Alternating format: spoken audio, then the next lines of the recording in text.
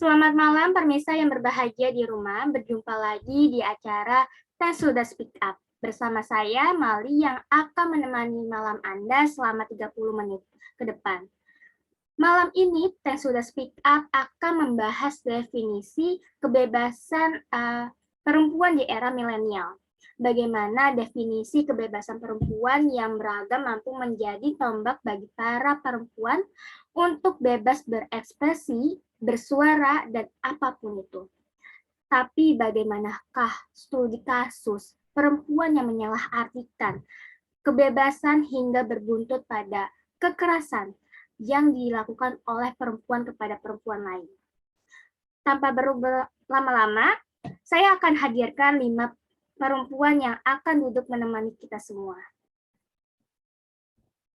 Ya, di sini sudah ada Mbak Rona.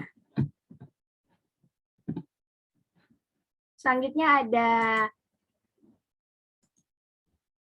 Anis dan Mbak Ratu, serta ada Mbak Roro dan Nikita.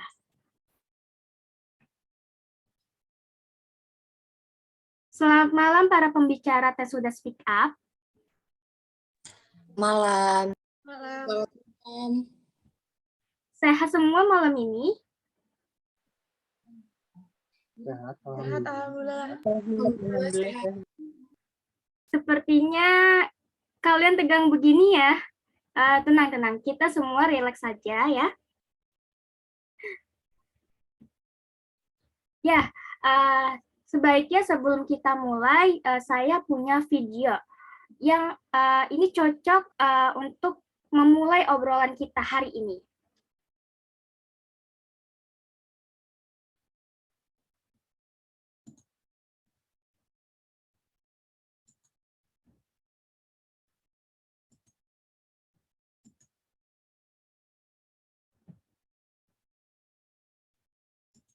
Halo semuanya, kembali lagi di video Beropini yang baru.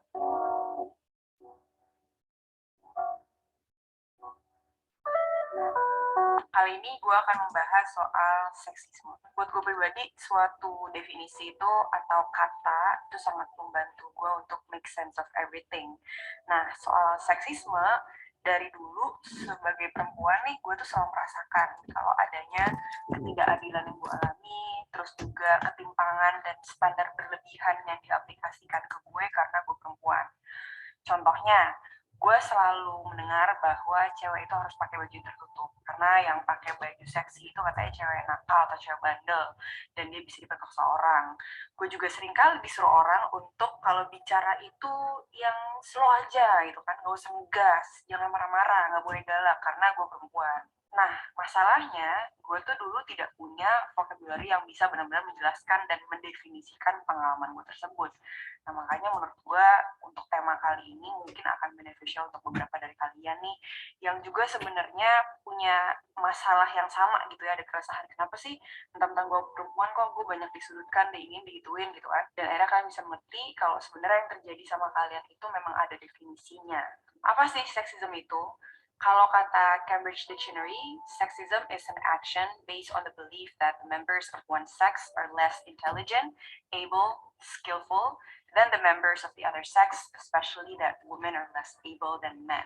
Jadi seksisme itu berhubungan dengan kepercayaan masyarakat bahwa ada kodrat bagaimana perempuan dan laki-laki seharusnya.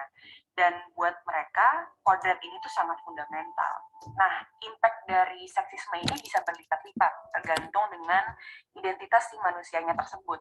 Misalnya, umurnya, terus dia disabilitas misalnya, terus etnisnya dia, daerah asal, agama, identitas gender, dan orientasi seksual. Jadi intersectionality plays a pretty big role here. Nah, sebelum gue lanjut, gue ingin kasih disclaimer dulu. Walaupun laki-laki juga sangat bisa menjadi korban seksisme, perempuan itu adalah kelompok yang lebih vulnerable atau rapuh. Jadi di sini konteksnya gue akan berbicara dari sudut pandangnya perempuan. Kenapa menurut gue topik ini penting untuk dibicarakan? Karena kalau kita nggak peduli nih, kita biarin atau bahkan akhirnya kita normalisasi, ide atau konsep seksisme itu akan bertransformasi menjadi aksi dengan bermacam-macam skala ya, dari yang subtle sampai yang ekstrim. Seksisme itu biasanya dikategorikan menjadi dua, Ada hostile sexism dan benevolent sexism. Kalau hostile sexism itu tujuannya untuk preserving atau menjaga dominasi laki-laki dan diekspresikannya itu dengan cara yang lebih ekstrim atau lebih unfriendly gitu. Kayak contohnya harassment, terus kekerasan. Sementara kalau benevolent sexism, dia itu lebih subtle dan kesannya itu positif, tapi sebenarnya juga bahaya. Karena jenis seksisme itu udah cenderung manipulatif. Dalam artian, seakan-akan laki-laki memang tugasnya itu melindungi perempuan gitu ya. Terus kesannya laki-laki ujuk-ujuk datang tuh sebagai gentleman, tahu kewajiban dan bermaksud baik gitu ya untuk yang memproteksi perempuan itu, padahal tetap tujuannya itu adalah untuk memposisikan mereka di atas perempuan. Orang-orang yang memiliki mindset seksis biasanya melihat perempuan itu sebagai orang yang tidak kompeten, manusia kelas 2, dan cuma bisa berperan secara domestik aja. Laki-laki yang seksis melihat diri mereka tuh superior dan akan memperlakukan perempuan dengan cara yang terkesan menggurui atau patronizing gitu. Kesannya tuh si perempuan adalah creature yang butuh dibimbing. Dan seringkali, ini yang menarik ya, saking ini adalah hal yang lumrah terjadi di tengah-tengah masyarakat kita, perempuannya sendiri tuh bisa loh tidak merasa ada yang salah dengan sikap condescendingnya si cowok misalnya ketika si cowok ini seksis gitu ya. Mereka tuh menganggapnya ya itu memang bentuk perlindungan dan kepedulian aja. Dan bahkan ada juga akhirnya perempuan yang menginternalisasi seksisme tersebut dengan dia berpikir bahwa indeed dia sebagai perempuan posisinya memang di bawah pria. Dua orang ini ya, si orang yang memang seksis dan orang yang akhirnya menginternalisasi seksisme ini, mereka tuh sama-sama melestarikan seksisme untuk terus ada di lingkungan. Dan salah satu alasan kenapa gue bikin video ini adalah setiap kali gue lagi menceritakan pengalaman gue nih sebagai perempuan dan nyeritain tentang inequality yang gue dapetin selama 28 tahun gue hidup ya, kebanyakan orang, dan ini mostly laki-laki, menganggap gue itu terlalu mempermasalahkan hal yang sebenarnya nggak harus dipermasalahkan gitu. Bahkan ada satu teman gue yang bilang bahwa ini semua tuh cuma ada di pikiran gue. I've never been taken seriously, which ironically is also a form of sexism. Maka dari itu, hari ini gue khusus bikin list contoh seksisme yang dialami perempuan sehari-hari.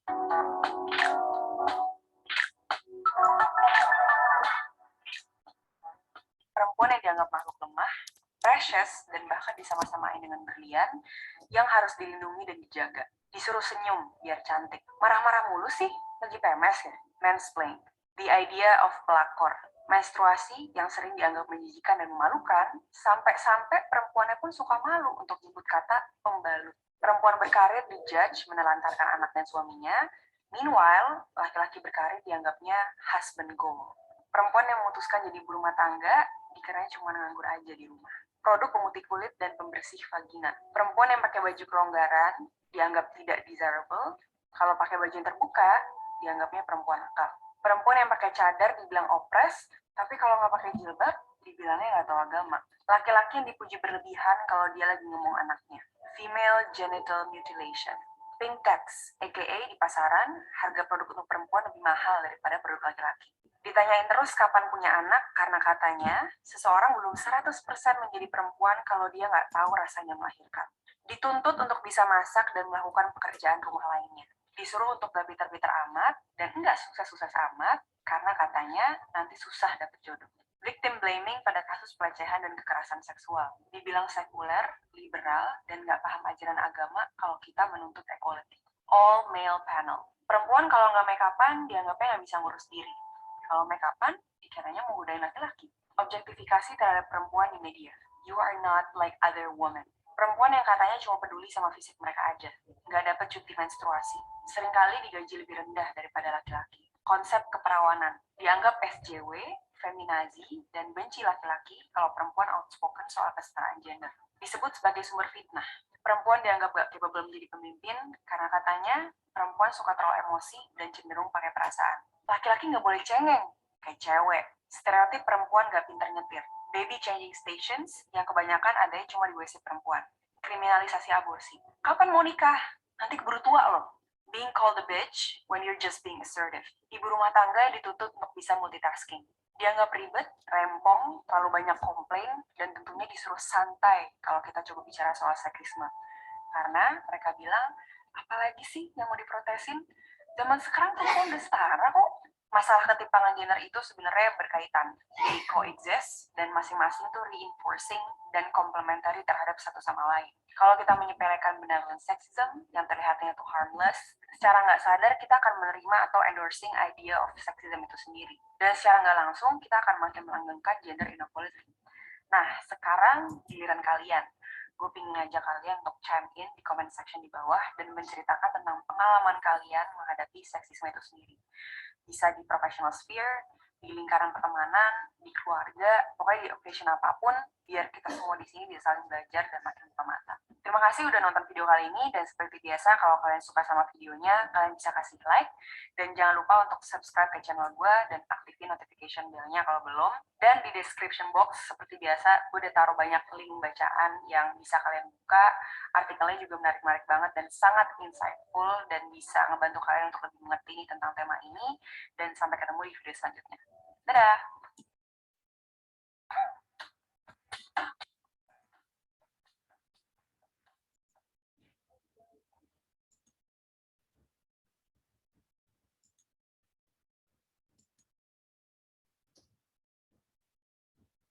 Ya, baiklah, kita bisa melihat bagaimana pemahaman tentang kebebasan di benak masing-masing perempuan sangatlah berbeda.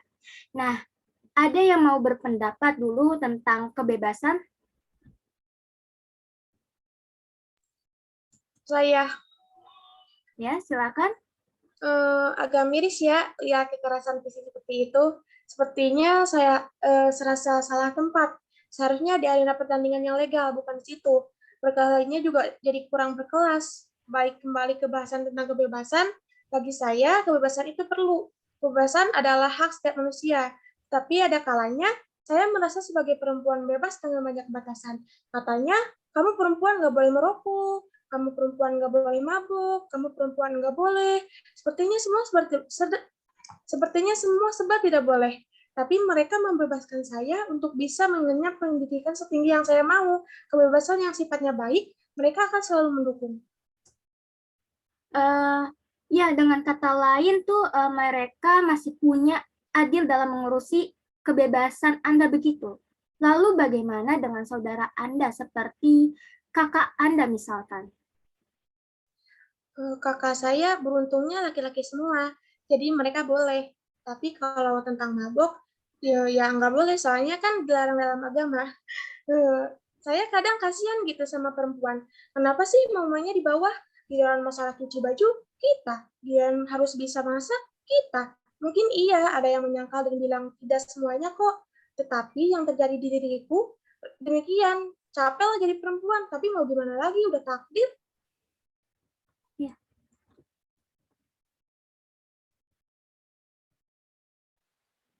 Tapi saya bisa kok. Saya bisa merokok, saya bisa mabok, dan saya ini perempuan tulen. Saya juga bebas mau tidur dengan siapa saja. Tetapi Anda juga masih nggak bisa terang-terangan kan kalau ke orang tua. Bentar, ulang. Tetapi Anda juga masih nggak bisa terang-terangan kan ke orang tua kalau Anda, bentar, ulang. Tetapi Anda juga masih nggak bisa terang-terangan kan ke orang tua kalau Anda begitu. Ya iyalah, bisa-bisa dipecat dari anggota keluarga.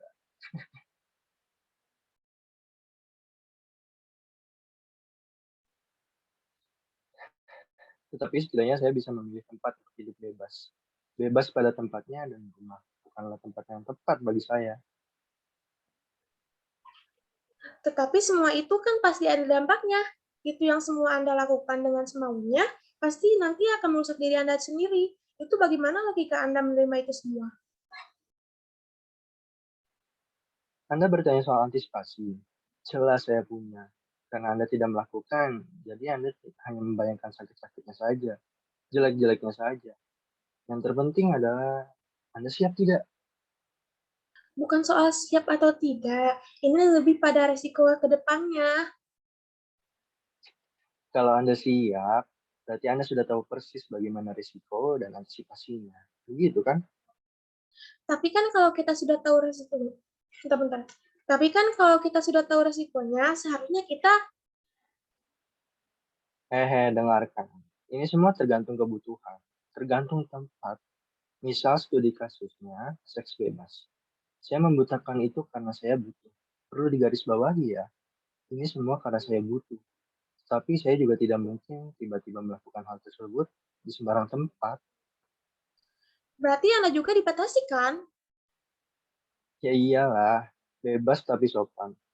Tapi setidaknya kebebasan saya yang pilih. Perihal baik dan buruk kan sifatnya sangat subjektif.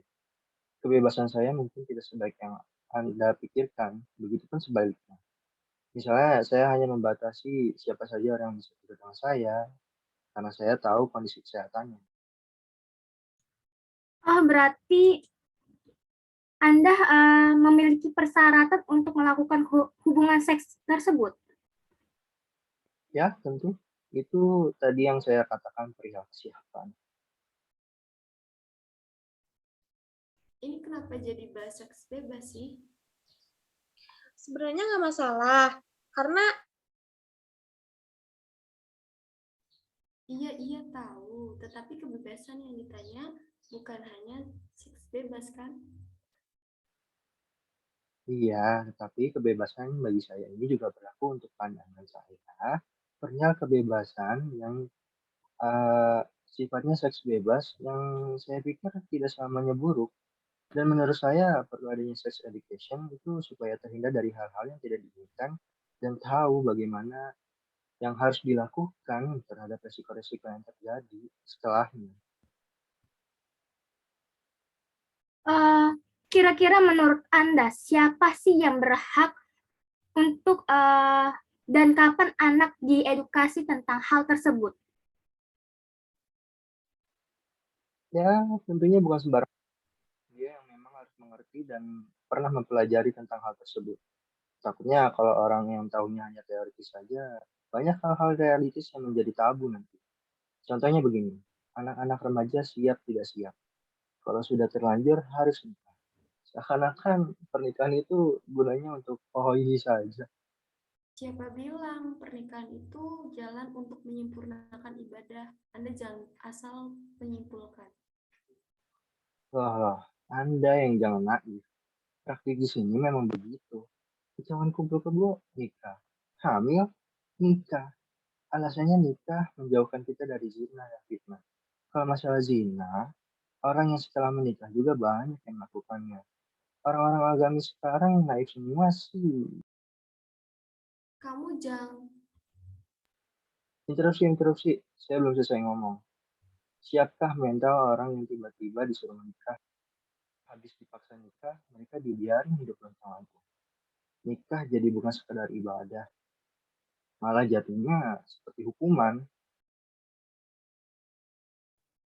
pikiran Anda sangat nyeleneh. Kita nggak akan melakukan seks di luar pernikahan kalau kita kuat iman, menjaga pergaulan itu bisa. Ya, kalau misalnya tuntutan kerja gimana?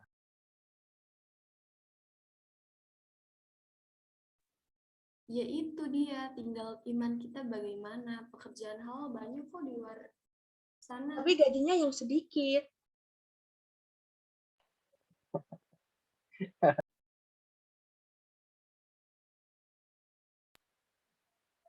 Misal saja PSK. Mereka tidak serta-merta salah melakukan seks bebas. Mereka melakukan hal seperti itu juga atas dasar apa? Jawabannya ya kebutuhan. Dan konsumennya datang juga karena ada kebutuhan. Apa? Kebutuhan seksual, gitu kan? Kita bebas memenuhi kebutuhan kita. Ya kali PSK dipaksa nikah sama konsumennya gara-gara penggerebekan. Lah orang konsumennya datang pas ada uangnya aja. Anda ini terlalu. Tetapi kan Anda bukan PSK. Iya, tapi saya orang yang bebas. Saya bebas memilih kebebasan yang pas untuk saya. Tidak semua orang bisa menerima kebebasan Anda. Kehadiran saya di sini mewakili orang-orang yang minor yang sederhana selalu dianggap saru dan tabu untuk dibahas. Kami tahu kalian ini orang-orang baik, benar, dan mayoritas. Sebenarnya ada loh orang seperti kami, sama baiknya. Hanya beda jalan pikir dan takdir. Anda bisa bebas asal Anda siap untuk bertanggung jawab dengan apa yang akan Anda lakukan. Hidup seks bebas. Ngawur. Anda bilang seperti itu karena Anda belum tahu dan merasakan akibatnya.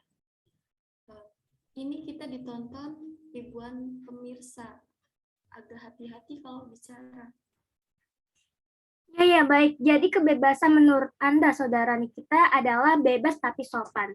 Dan adanya seks bebas perlu didampingi dalam pengetahuan yang cukup untuk mengurangi atau menghindarkan dari resiko yang tidak diinginkan ke depannya, begitu?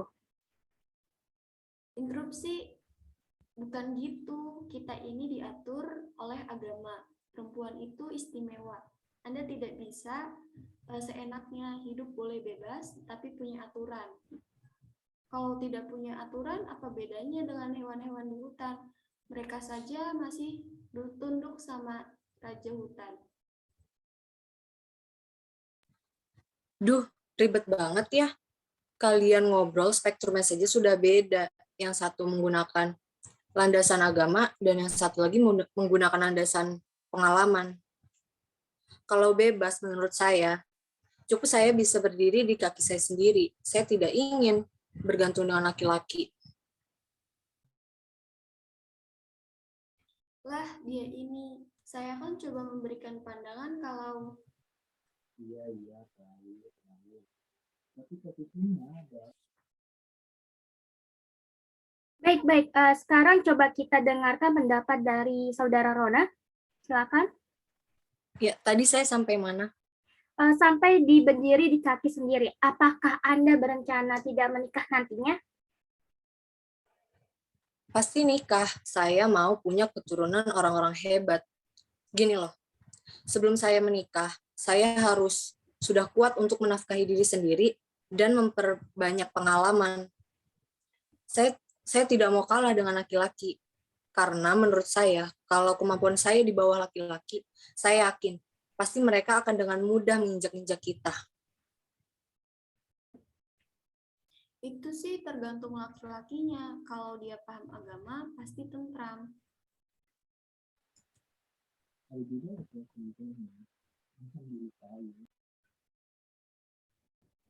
Pikiran Anda itu jorok sekali. Maaf, suara dari Nikita kurang terdengar di saya.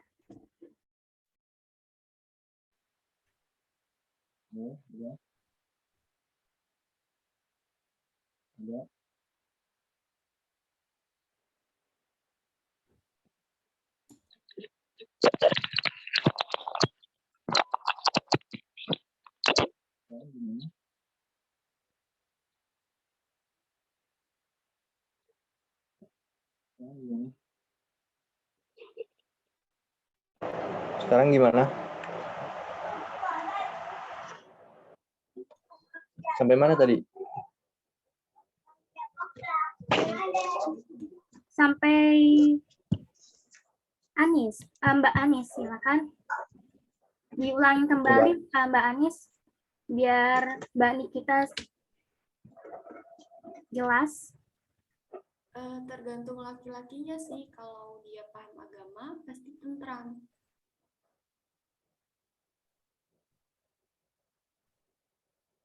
Ya bebas loh.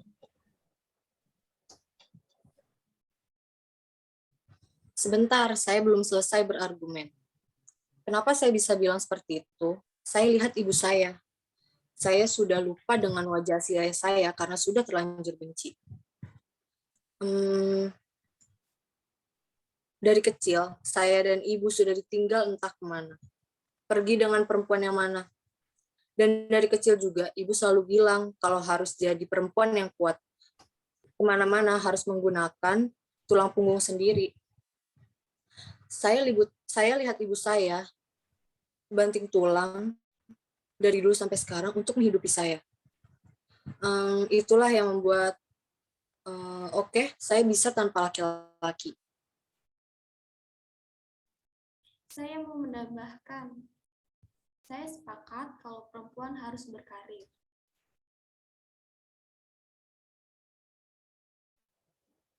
Tumben setuju. Tenang-tenang, saudara, jangan terbawa emosi. Silakan lanjutkan, saudara Anis. Baik, terima kasih. Perempuan punya kebebasan untuk memiliki pendapatan sendiri. Bukan berarti untuk membuktikan kepada laki-laki bahwa kita punya penghasilan, tetapi lebih ke arah bagaimana berbakti kepada orang tua kita. Kita tidak menutup kemungkinan bahwa laki-laki akan memprioritaskan ayah ibu, anak-anak nanti, istrinya. Kalau kita punya penghasilan sendiri, kita akan punya kemampuan untuk membantu keluarga kita. Misalnya ayah ibu kita sakit, kita tidak perlu keluar minta duit ke suami.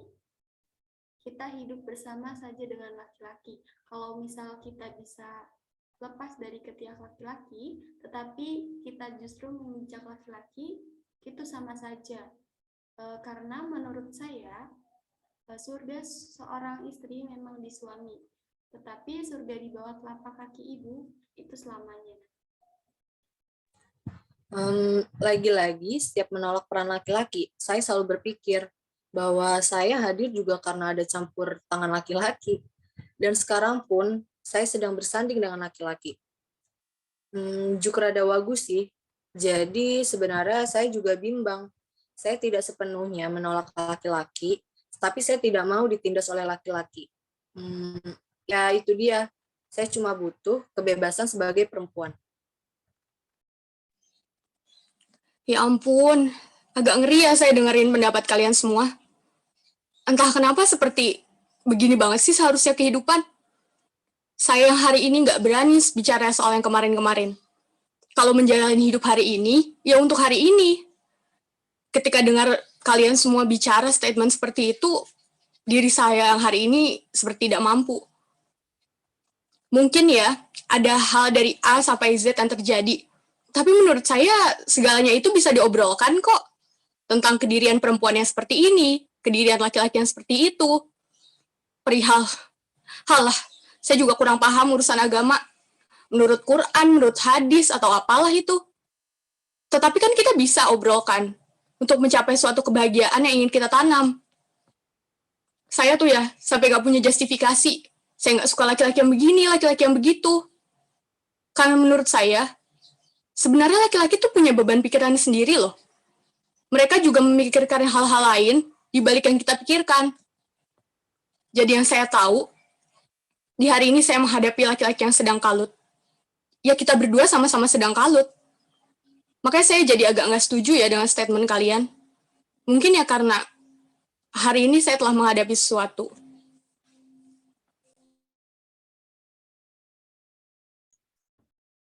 Mbak Ratu, jadi menurut Anda, kebebasan bisa dinegosiasikan, begitu? Iya, betul. Sangat bisa. Kalau tidak bisa, bahkan saya nggak tahu apakah saya masih bisa hidup sampai hari ini atau tidak.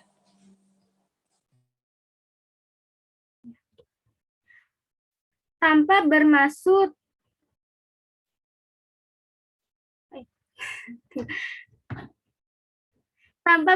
memaksa, bolehkah Anda sedikit menceritakan kebebasan yang sempat Anda negosiasikan tersebut?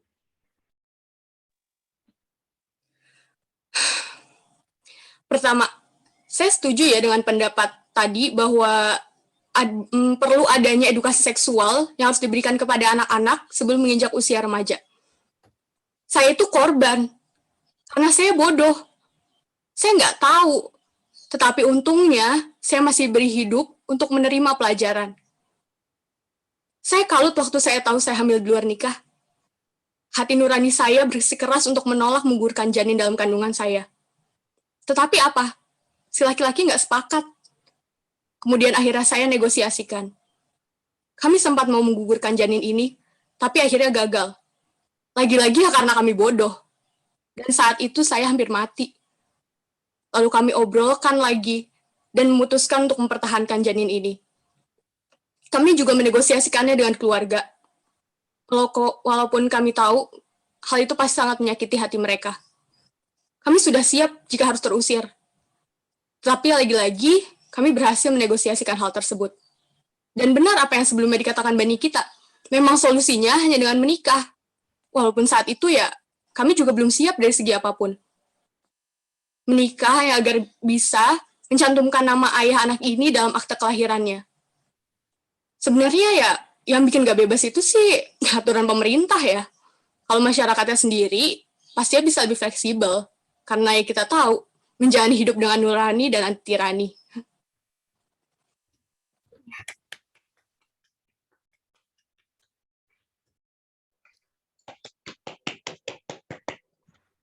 Ya, seru sekali perbincangan malam hari ini. Sepertinya kita harus buatkan sesi selanjutnya. Membahas perempuan itu memang tidak pernah habis-habisnya ya. Tapi sayangnya perbincangan malam hari ini telah habis. Pendapat dari Mbak Ratu sepertinya seperti penengahnya ya. Soalnya tidak ada yang perlu didebatkan kembali. Ya, dari sini kita sadar, perempuan bukan benalu. Walau terkadang terlihat malu-malu, tetapi perempuan siap untuk terus bergerak maju. Kebebasan mungkin sering disalahartikan oleh para tuan dan puan, melihat tindak tanduk perempuan seiring perkembangan zaman. Perempuan seolah-olah nampak arogan yang tidak taat aturan. Nah, karena perempuan sering dijegal oleh banyak larangan dan kata jangan. Ada yang bilang, perempuan yang patut tidak pernah dicatat sejarah. Sejarah seperti apa? Semua tergantung masing-masing. Ingin sejarah yang bagaimana dan berperan sebagai siapa. Ya, sekian acara Tes Sudah Speak Up hari ini. Kita akan berjumpa kembali dengan edisi yang tidak kalah serunya. Dan saya berterima kasih kepada para pembicara dan juga para audiens. Semoga kita selalu sehat selalu dan menjaga tetap kewarasan kita semua. Dari saya, sampai jumpa. Selamat malam. Selamat malam. Malam. Selamat malam.